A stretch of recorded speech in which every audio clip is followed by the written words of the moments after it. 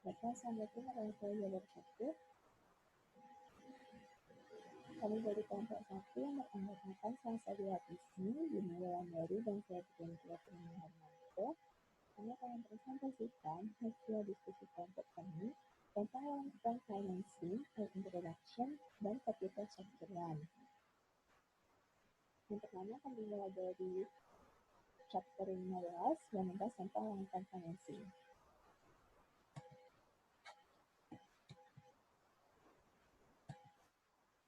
Dengan studi objektif yang pertama yaitu some feature of common stock and preferred stock, second is corporate long-term debt, the third some different types of bond, fourth bank loans, fifth international bond, six patterns of financing, and seven recent trends in capital structure. Oke, yang pertama yaitu some feature of common stock and preferred stock. Pada common stock yang telah kita ketahui bersama bahwa common stock ini merupakan saham biasa. Yang saham biasa ini berarti saham yang tidak memiliki preferensi spesial dan juga pemegang saham biasa hanya menerima dividen dan juga menerima capital gain atau capital loss atas investasi yang dilakukannya di saham biasa.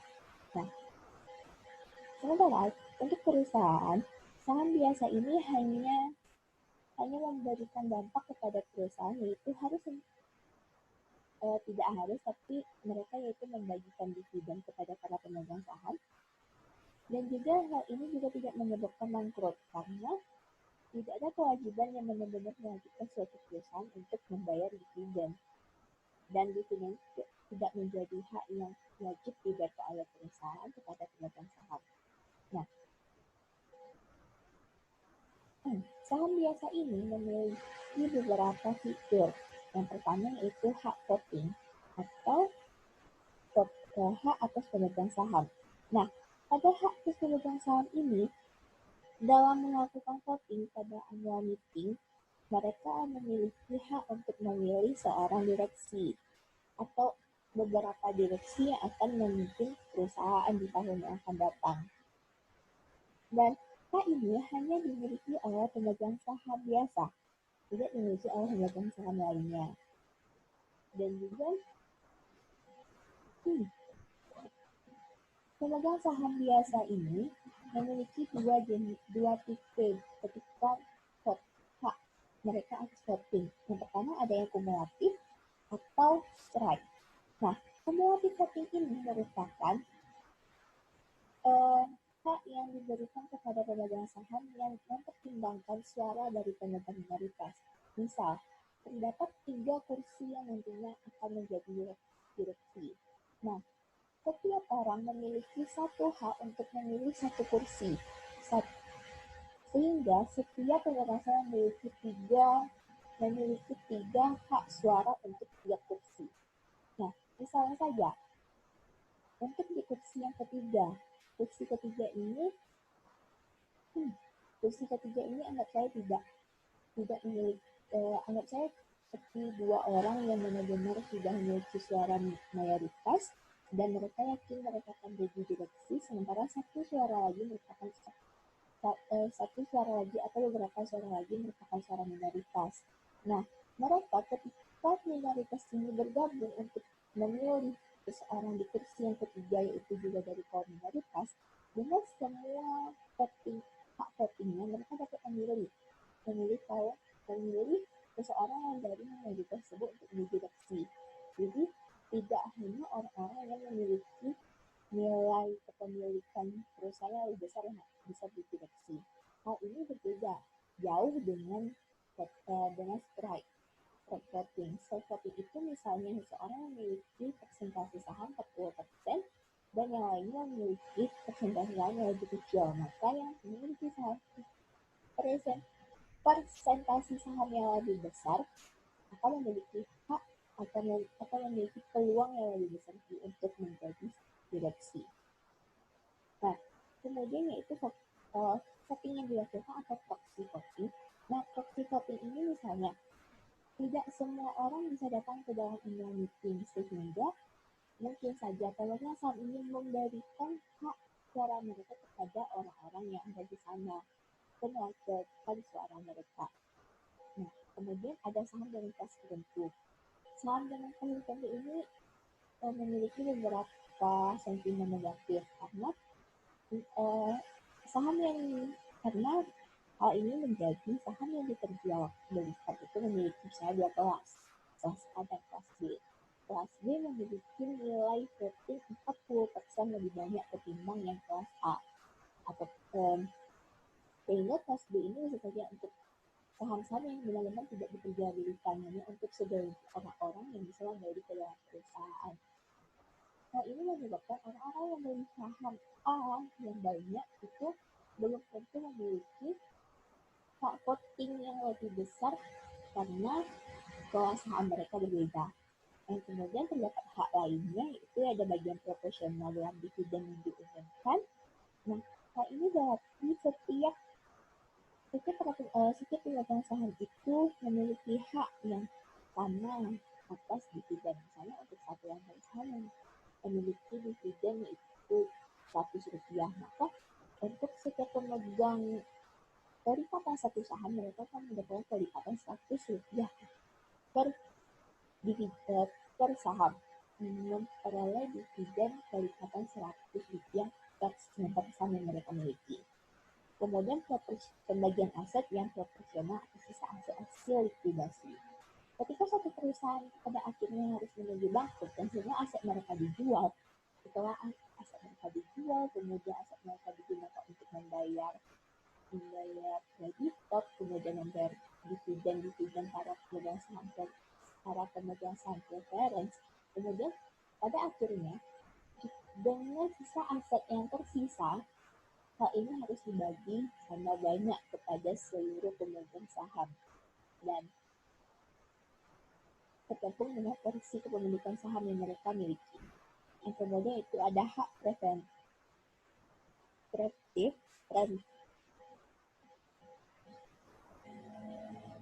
right, yaitu tentang hak untuk membeli saham baru untuk mempertahankan proporsi kepemilikan saham.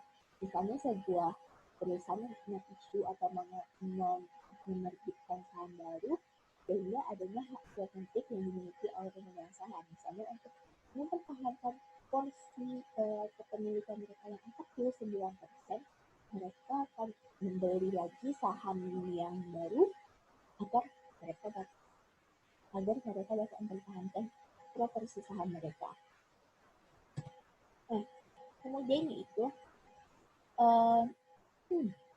masih fitur dari common stock. Yang berikutnya yaitu dividen. Dividen yang tertera harus dibagikan sebelum pembagian dividen pada pemegang saham biasa. Ini adalah dividen untuk pemegang saham preference.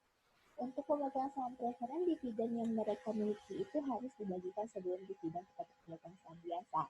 Dan dividen bukan merupakan kewajiban perusahaan sehingga dividen untuk preference ini juga dapat ditangguhkan. Kebanyakan preference dividen itu kumulatif. Hal ini berarti bahwa tinggal mereka itu dapat diakumulasikan tiap tahun. Meskipun mereka ketika tahun ini tidak dapat dividen, mereka dapat mengakumulasikan dividen itu untuk tahun datang. Dan dividen-dividen yang dibayarkan oleh perusahaan itu harus dibayarkan terlebih dahulu sebelum dibagikan kepada para pemegang saham biasa. Yang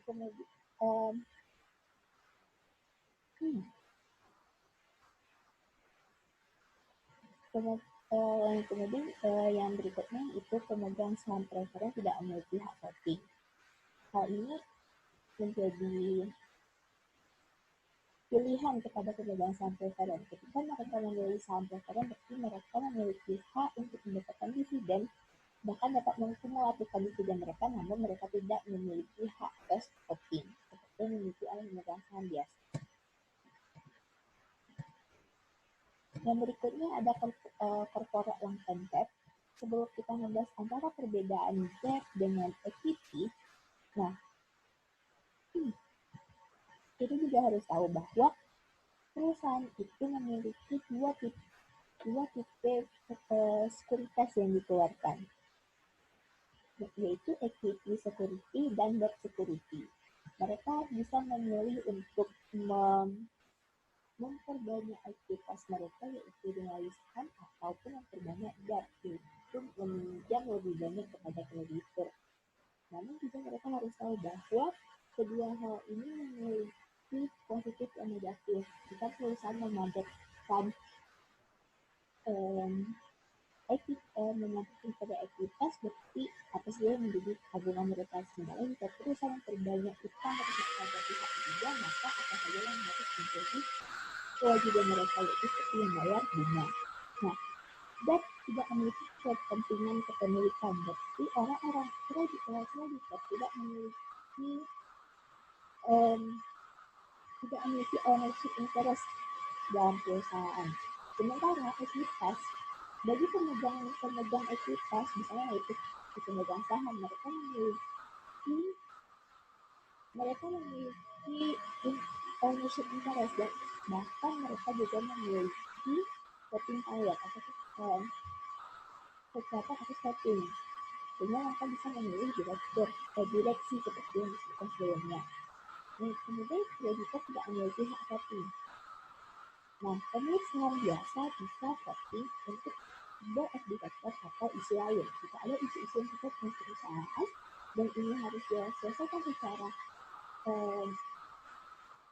diselesaikan melalui kesepakatan seluruh para pemegang saham, maka pemilik ekuitas ini memiliki hak untuk voting dalam isu tersebut. Yang kemudian itu bunga. Kalau di perhatikan berdasarkan debt, pasti nanti akan ada bunga yang harus dibayarkan baik itu secara semi-annually maupun annually oleh perusahaan kepada kreditor. Dan ini juga menjadi pengeluaran atas pajak yang dimiliki perusahaan. Jika perusahaan membayarkan bunga, maka semakin sedikit juga pajak yang harus dibayarkan kepada pemerintah oleh perusahaan. Sementara dividen bukan merupakan hal sebagai pengurangan pajak, bahkan tidak dikirim pajak. Bahkan jika semakin besar, maka dividen itu cenderung akan semakin kecil. Nah, kreditor dapat memiliki jalur hukum jika bunga dan pokok pinjaman tidak dapat dibayarkan oleh perusahaan. Sementara jika perusahaan tidak membayar dividen kepada pemegang saham, maka pemegang saham tidak bisa menuntut perusahaan untuk membayar dividen kepada mereka. Dan kemudian untuk kelebihan debt bisa mengakibatkan financial distress. Jika perusahaan sudah tidak menuntut hutang mereka kepada kreditur, di kreditur A, di kreditur B, kreditur C, maka akan terjadi kemungkinan bahwa perusahaan nantinya tidak bisa membayar hutang sehingga menyebabkan hal pada perusahaan. Makanya jika perusahaan memiliki banyak sekali ekuitas, mereka memiliki saham A, saham B, saham C berulang-ulang kali, hal itu akan menyebabkan kebangkrutan karena sejujurnya itu pembagian dividen itu tidak harus dibayarkan oleh perusahaan. Perusahaan tidak wajib untuk membagi dividen, sehingga kemungkinan untuk semakin banyaknya kewajiban perusahaan kepada pihak ketiga akan semakin sedikit jika mereka memiliki banyak sekali ekuitas. Dan berikutnya tentang indentur obligasi. Indentur obligasi ini merupakan kontrak antara perusahaan dan pemegang obligasi yang meliputi adanya pertama ketentuan dasar obligasi, jumlah total obligasi yang diterbitkan, deskripsi properti yang digunakan sebagai keamanan jika berlaku, ketentuan dana cadangan, panggilan ketentuan, dan rincian perjanjian perlindungan.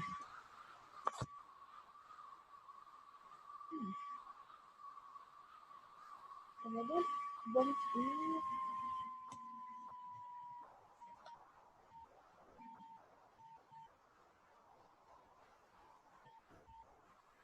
kemudian juga terdapat beberapa tipe dari bonds, yaitu terintegrasi atau bentuk dayaan. Dan kemudian Ada sekuritas. Sekuritas ini terdapat 4 tipe, yaitu yang pertama kolateral. Kolateral itu dijamin oleh lembaga sekuritas. Hipotek yaitu dijamin oleh properti real, biasanya berupa tanah atau bangunan. Yang kemudian ada surat hutang itu tidak dijamin. Dan ada notes, yaitu utang yang tidak dijamin namun maturitinya kurang dari 10 tahun. Kemudian ada bonds yang berciri senioritas.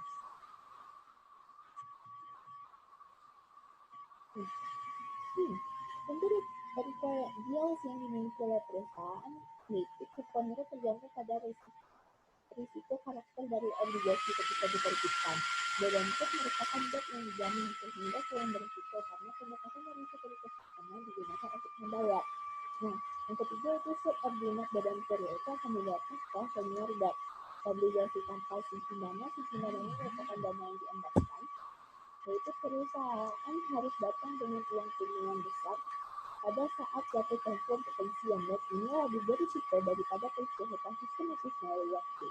Yang terakhir ada callable, itu sebagai obligasi menanggung risiko obligasi dipanggil lebih awal, biasanya ketika suku bunga lebih rendah. Mereka tidak menerima sebuah kupon yang diharapkan dan mereka harus berinvestasi kembali dengan harga yang lebih naik.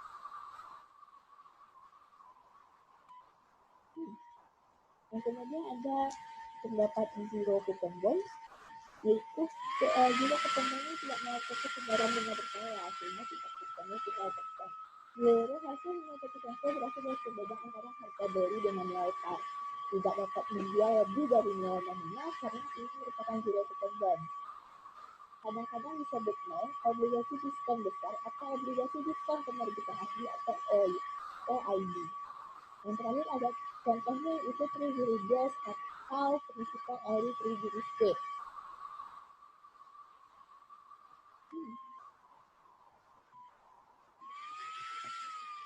Untuk bagian berikutnya akan dijelaskan oleh Kak Ulan.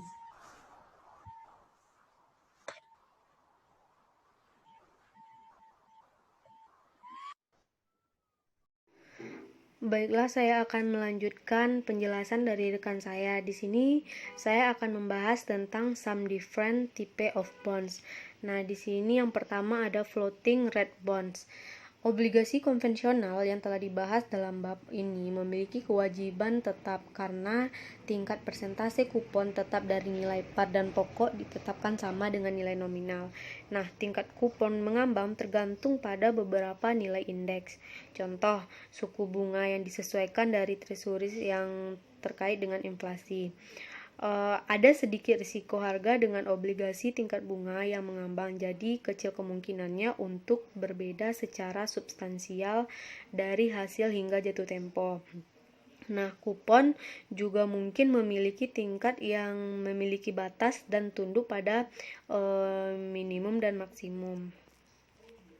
Yang kedua ada order bonds tipe. Di sini yang pertama ada obligasi pendapatan. Obligasi pendapatan mirip dengan obligasi konvensional, kecuali pembayaran kuponnya tergantung pada pendapatan perusahaan. Nah, khusus kupon dibayarkan kepada pemegang obligasi hanya jika pendapatan perusahaan cukup. Yang kedua ada obligasi konversi. Nah, obligasi konversi dapat ditukar dengan sejumlah saham tertentu kapan saja sebelum jatuh tempo sesuai dengan pilihan pemegang saham. Yang kedua ada obligasi put, yaitu memungkinkan pemegang saham untuk memaksa penerbit untuk membeli obligasi kembali pada harga yang ditentukan. Ada banyak jenis ketentuan lain yang dapat ditambahkan ke obligasi, dan banyak obligasi memiliki beberapa ketentuan penting untuk mengenali bagaimana ketentuan ini mempengaruhi pengembalian yang diperlukan. Selanjutnya ada bank loans. Di sini yang pertama ada lines of credit. Bank sering memberi pelanggan bisnis gratis kredit dengan menetapkan jumlah maksimum yang bank mau pinjamkan ke bisnis. Nah, bisnis itu kemudian dapat meminjam uang sesuai dengan kebutuhan untuk dana bisnisnya. Jika bank diwajibkan secara hukum, jalur kredit umumnya disebut dengan jalur kredit bergulir. Selanjutnya ada syndicate loan. Nah, di sini bank pusat uang besar seringkali memiliki lebih banyak permintaan pinjaman daripada yang mereka miliki. Bank regional kecil seringkali berada dalam situasi yang berlawanan. Akibatnya, bank pusat persediaan uang dapat mengatur pinjaman dengan perusahaan atau negara yang kemudian menjual bagian pinjaman kepada sindikat bank lain. Keempat, pinjaman sindikasi dapat diperdagangkan secara publik. Selanjutnya ada international bonds. Dia terdiri dari dua, ada Eurobonds dan obligasi asing. Nah, Eurobonds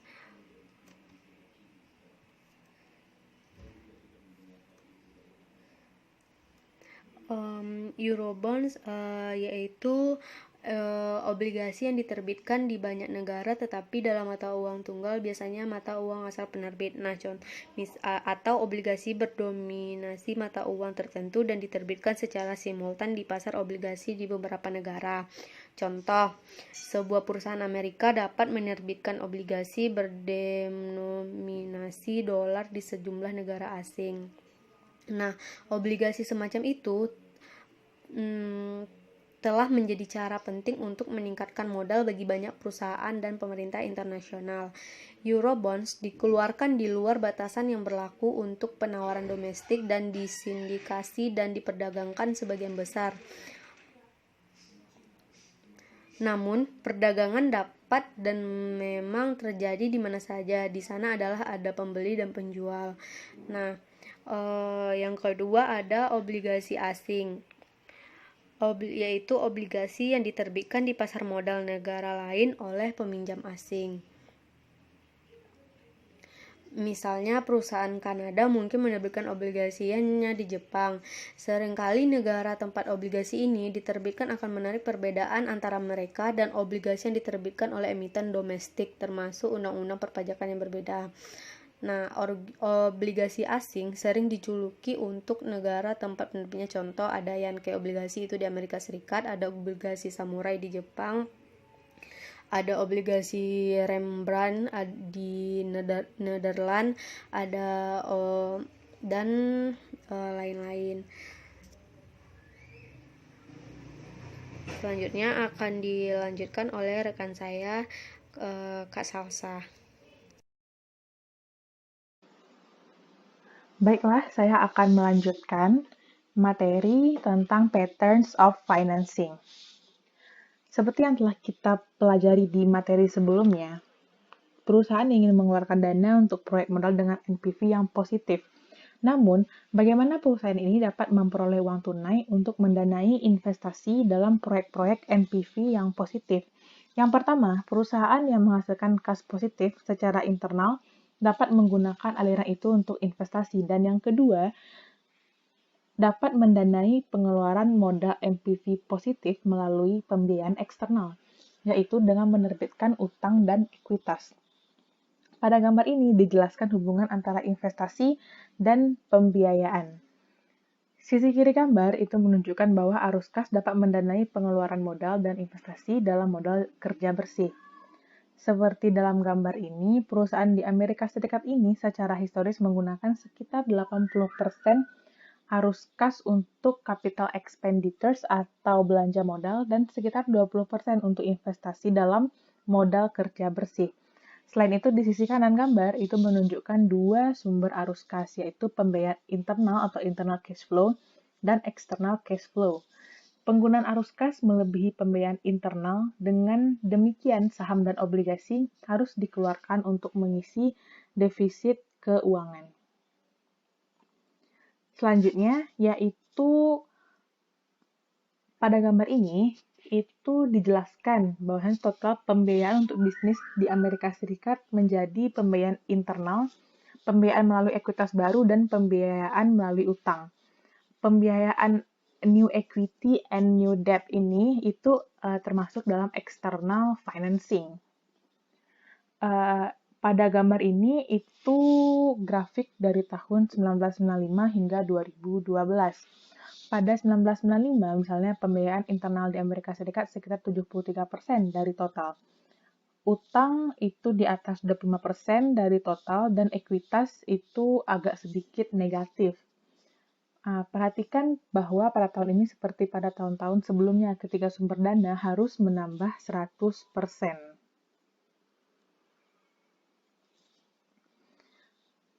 Selanjutnya, itu tentang recent trends in capital structure.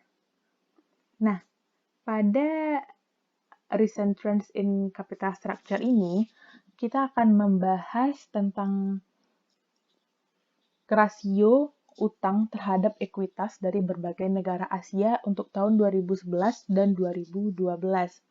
Secara umum, hampir semua negara Asia memiliki rasio kurang dari 90%.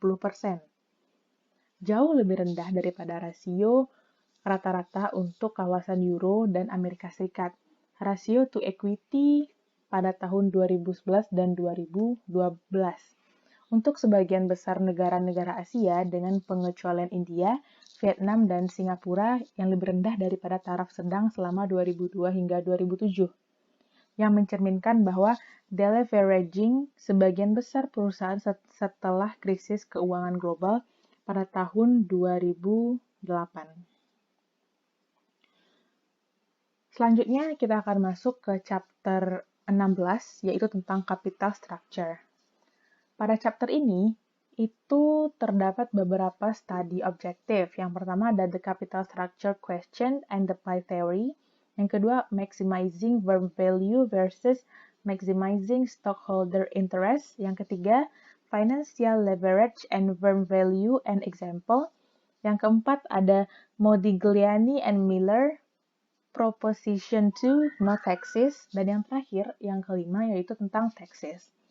Untuk yang pertama, kita akan ngebahas tentang the capital structure, question, and the pie theory.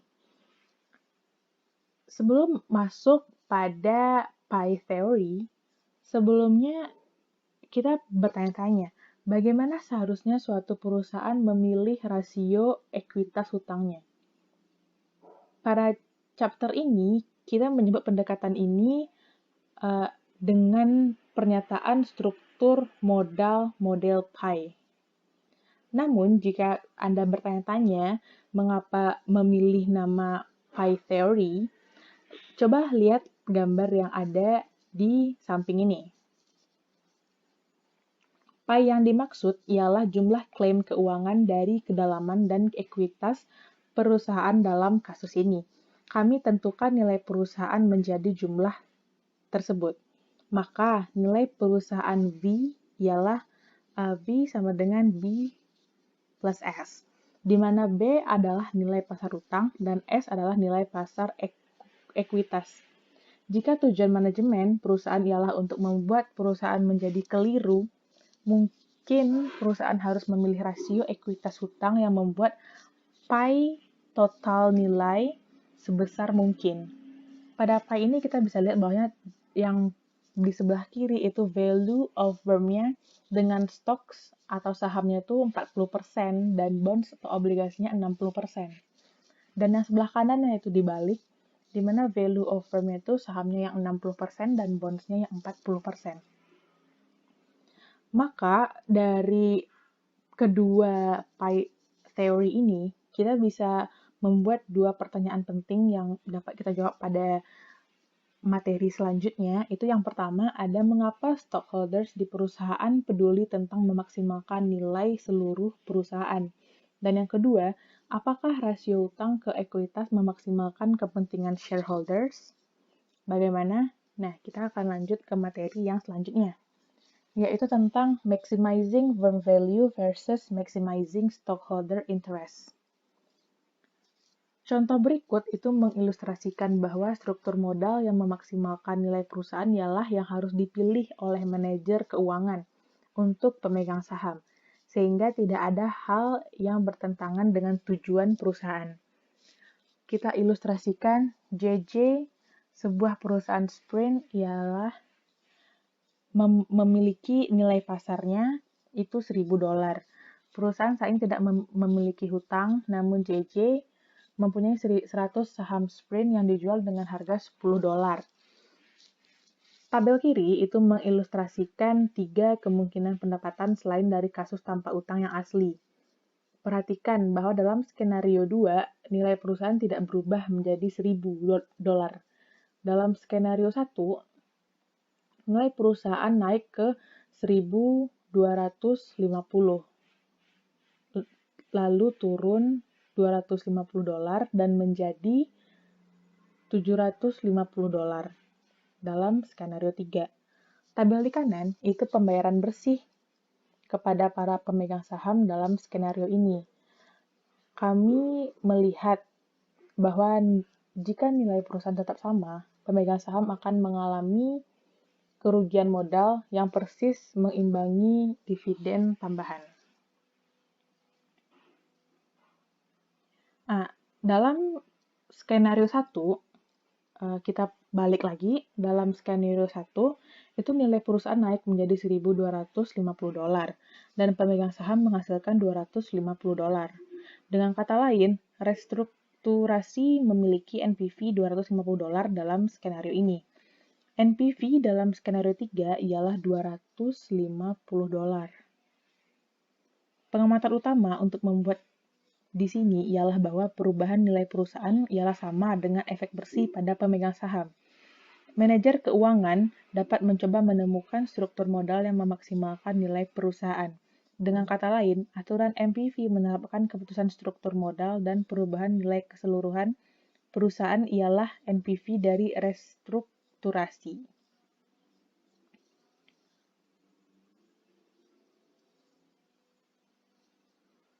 Maka, dapat kita simpulkan dari contoh ini menjelaskan mengapa manajer harus berusaha untuk memaksimalkan nilai perusahaan.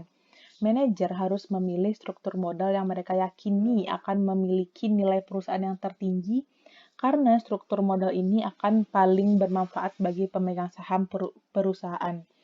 Ini menjawab pertanyaan yang pertama yang sudah dibahas pada materi yang sebelumnya di Pie Theory. Selanjutnya, itu kita akan membahas tentang financial leverage and firm value and example. Yang pertama ada leverage and returns to shareholder. Di sini kita mengambil sebuah ilustrasi example. Perusahaan Trans-Am saat ini tidak memiliki hutang dalam struktur modalnya. Perusahaan sedang mempertimbangkan menerbitkan utang untuk membeli kembali sebagian ekuitasnya. Struktur permodalan saat ini dan yang diusulkan disajikan pada tabel di bawah. Aset perusahaan itu $8.000. Ada 400 saham perusahaan ekuitas yang menyiratkan nilai pasar per saham $20. Masalah utang yang diusulkan ialah $4.000 dan itu meninggalkan lagi $4.000 dalam ekuitas dengan tingkat bunganya yaitu ada 10%. Kita dapat lihat bahwasannya pada tabel ini itu pengaruh kondisi ekonomi terhadap laba per saham.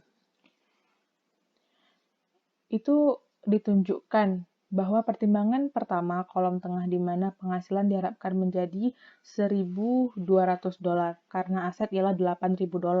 Laba atas aset ialah 15%, itu didapat dari $1.200 dibagi $8.000.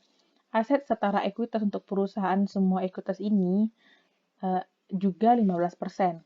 Penghasilan per sahamnya menjadi $3, itu didapatkan dari $1.200 dibagi dengan 400. Maka EPS atau earning per share masing-masing yaitu $1 dan $5.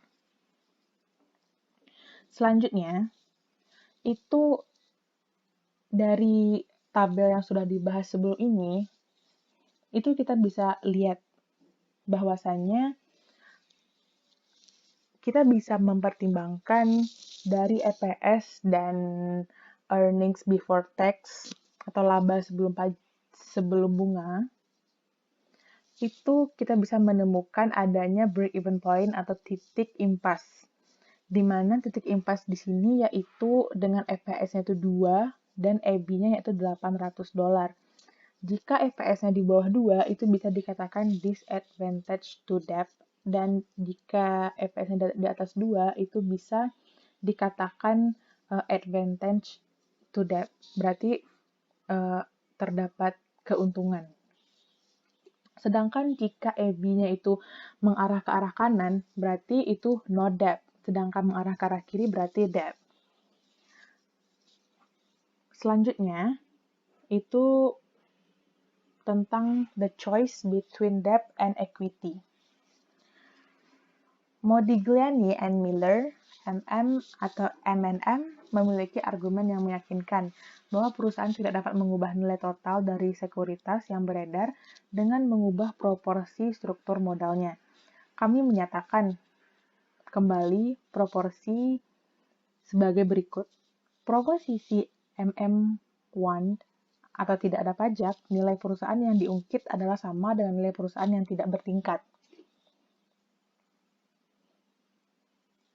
Contohnya tuh yang udah kita bahas tadi di atas, itu perusahaan Trans Am, menunjukkan bahwa leverage tidak mempengaruhi nilai perusahaan, karena kami menunjukkan sebelumnya bahwa kesejahteraan pemegang saham secara langsung terkait dengan nilai perusahaan. Contohnya menunjukkan bahwa perubahan dalam struktur modal tidak dapat mempengaruhi kesejahteraan pemegang saham.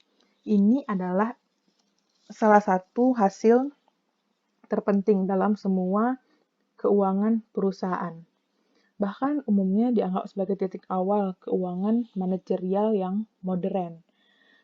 Sebelum MM, itu pengaruh leverage pada nilai perusahaan dianggap kompleks dan berbelit-belit. Namun, Modigliani and Miller menunjukkan hasil yang sangat sederhana. Jika perusahaan yang diungkit harganya terlalu tinggi, maka investor yang rasional hanya akan meminjam pada akun pribadi mereka untuk membeli saham di perusahaan yang tidak bertingkat.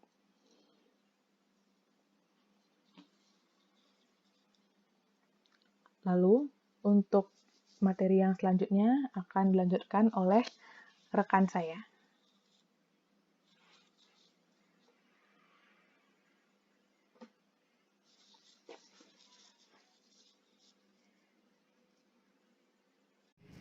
Baiklah, saya akan melanjutkan penjelasan tentang Modigliani and Miller Proposition 2. Di sini saya akan menjelaskan yang pertama ada proposisi 1, rumusnya yaitu VL dan VU. Nanti di slide selanjutnya akan saya jelaskan turunan dari rumus ini. Nah, yang kedua ada proposisi 2, yaitu rumusnya RWACC sama dengan S dibagi B tambah S dikali RS ditambah B dibagi B tambah S dikali RB.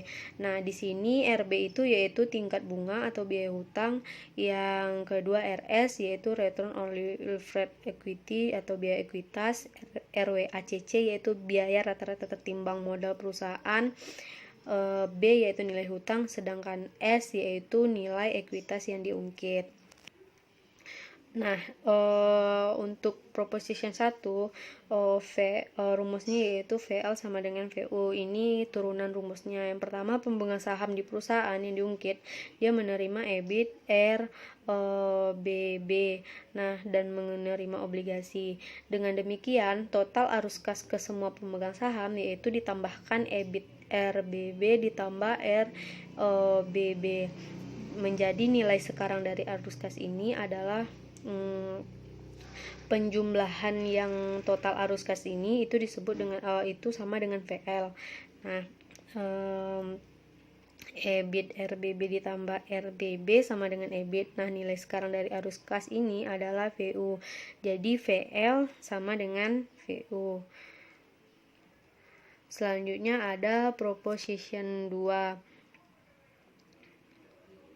Tadi dijelaskan bahwa rumus proposition 2 ini WRACC. Selain rumus ini, bisa juga kita menggunakan rumus yang RS sama dengan R0 ditambah B per S, R0 dikurang RB. Di sini teman-teman bisa melihat kenapa bisa rumus akhirnya menjadi RS ini. Selanjutnya di sini ada grafik biaya ekuitas, biaya utang, dan biaya modal rata-rata tertimbang Proposition 2 tanpa pajak perusahaan. Nah, pada gambar persamaan grafik ini di sini adanya hubungan antara biaya ekuitas RS dan rasio utang ekuitas B per S sebagai garis lurus. Nah, dari grafik ini kita saksikan dalam persamaannya menggambarkan pengaruh leverage dari leverage terhadap biaya ekuitas. Karena perusahaan menaikkan rasio utang ekuitas, setiap dolar ekuitas ditunggangi dengan utang tambahan. Nah, ini meningkatkan risiko ekuitas dan karenanya pengembalian yang diperlukan RS pada ekuitas. Selanjutnya, pada gambar ini juga menunjukkan bahwa RWACC tidak terpengaruh oleh leverage.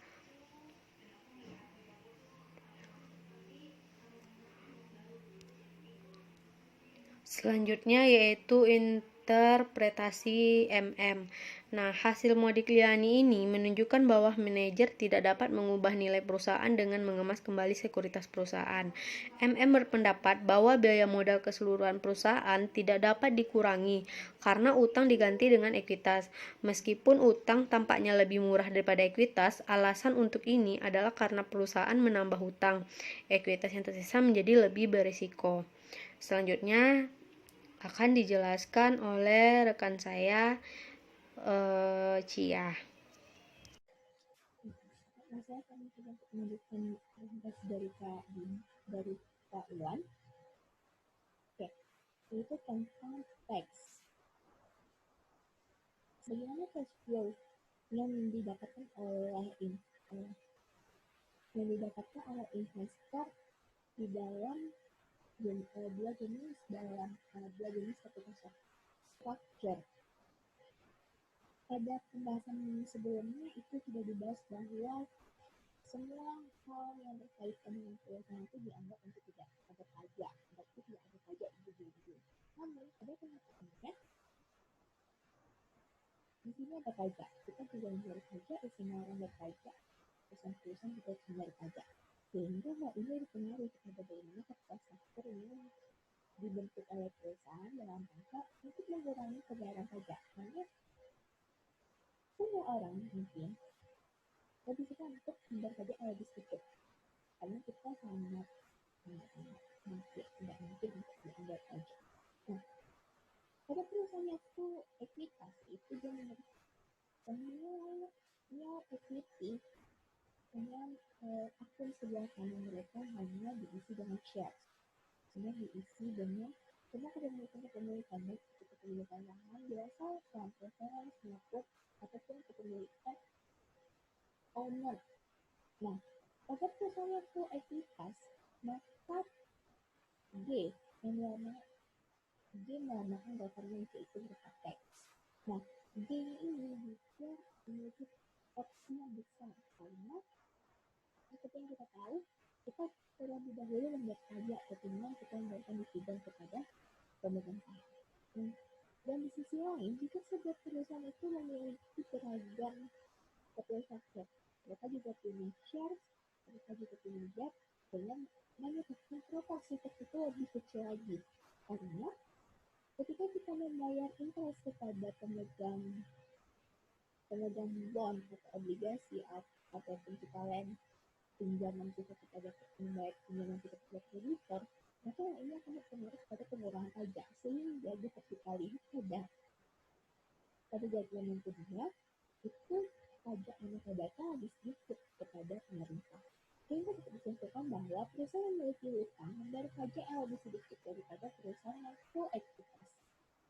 Dengan demikian juga utang kepada ekuitas perusahaan yang leverage lebih besar dari ekuitas perusahaan yang ekuitas. Nah, berikutnya dibahas yang sebelumnya itu proteksi MM. Nah, proteksi MM ini juga ada 1-2 juga dibahas, itu merupakan tekstur. Nah, untuk MM1 yaitu tentang proteksi MM1 yaitu corporate tax seperti bahwa menurut perusahaan itu meningkat dengan adanya leverage, sehingga PL equals to PU atau present value of an unlevered bond, nilai sekarang dari perusahaan yang tidak memiliki leverage ditambah dengan PC itu basis dan D itu debt. Dan proporsi yang kedua yaitu dana pajak perusahaan atau corporate tax. Beberapa peningkatan pada risiko ekuitas dan pengendalian di luar dari perlindungan dana pajak, yaitu FS sama dengan R0 ditambah BPS, yaitu proporsi dari bonds dibagi dengan S yaitu shares dikali dengan 1 kurang PC itu X dikali RO yaitu return dari cost of capital dikurang dengan return of debt atau itu acuan. Di mana RO sama dengan interest rate atau cost of debt dan RO sama dengan return on equity atau cost of equity, R0 sama dengan cost of capital, D itu debt atau fund, dan S itu leverage equity. Nah, tapi pada proporsi M1 yaitu M1 corporate tax, ketika pemegasan menerima EBIT dikurang RB dikali B dikali dengan 1 kurang PC, nah, dan pemegang obligasi menerima RB kurang B. Nah, pemegang cash flow kepada semua orang yang berkepentingan adalah berapa pemegang saham menerima ditambah dengan pemegang obligasi menerima. Hal-hal diterima oleh pemegang yang ditambah dengan hal-hal diterima oleh pemegang obligasi.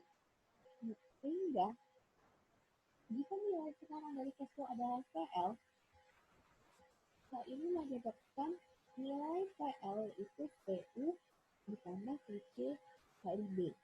Nilai sekarang dari istilah pertama itu pemegang saham adalah PU, sementara pemegang obligasi adalah PC kali B.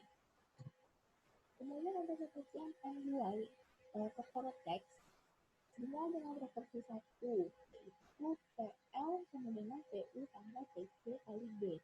Karena PL sama dengan S tambah B itu shares ditambah bond, berarti shares tambah bond equals to PU ditambah PB PC kali B, sehingga menggunakan PU sama dengan S ditambah B kali 1 kurang pajak.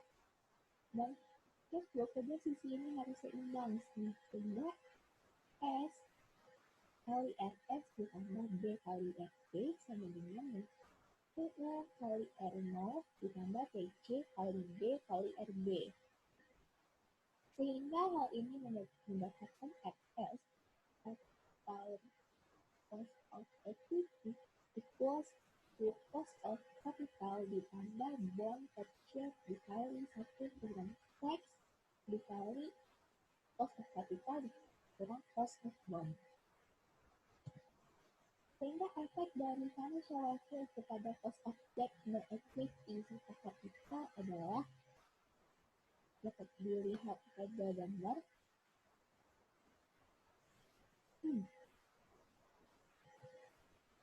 Sehingga dapat disimpulkan bahwa untuk proporsi yang pertama, proportion first yaitu PL sama dengan PU tambah PC kali B, kemudian FS yaitu cost of equity sama dengan EQ tambah B kali bagi S dikali EQ per FP dikali 1 tax. Sehingga asumsi itu perusahaan dibebani pajak pada RTC pada nilai earning after interest dan tidak ada biaya taksi yang tambahan, dan pinjaman individu atau perusahaan dibebani yang sama.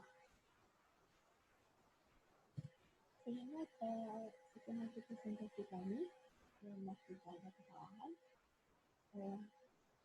terjadi dengan alamat alamat dan alamat wajah